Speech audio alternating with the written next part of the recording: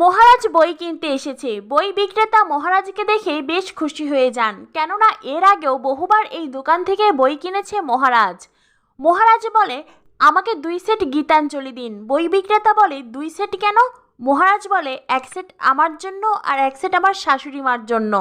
বই বিক্রেতা বলে, এর আগে জামাইদের দেখেছি শাশুড়িকে শাড়ি দিতে, এই প্রথমবার দেখলাম কোনো জামাই তার শাশুড়ি মাকে বই উপহার দিচ্ছে। মহারাজ বলে, কারণ শাড়ি কিনতে অনেক টাকার প্রয়োজন, আমার কাছে অত টাকা নেই। আর তাছাড়া আমার শাশুড়ি মা খুবই সহজ সরল ভালো মানুষ, আমাকে খুব তাড়াতাড়ি আপন করে নিয়েছে।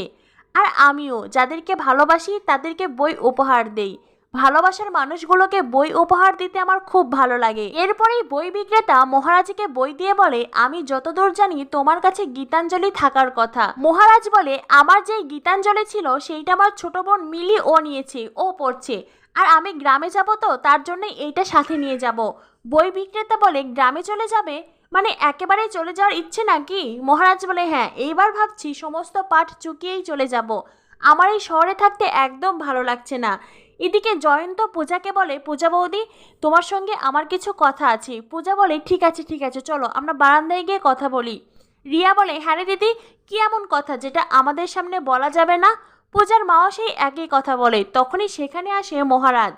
মহারাজ জয়ন্তকে দেখে বলে, এ কি জয়ন্ত, তুই এখানে? ও বন্ধুরা, স্কুলের সেই সত্যি কথাটা পূজাকে বলার আগেই মহারাজ তো উপস্থিত। এবার কি জয়ন্ত পারবে সময় সুযোগ বুঝে পূজাকে মহারাজের স্কুলের সেই আসল সত্যি ঘটনা বলে দিতে? কি হতে চলেছে উড়ান ধারাবাহিকে পরবর্তী আপডেট পেতে আমাদের সাথেই থাকো। ধন্যবাদ সবাইকে।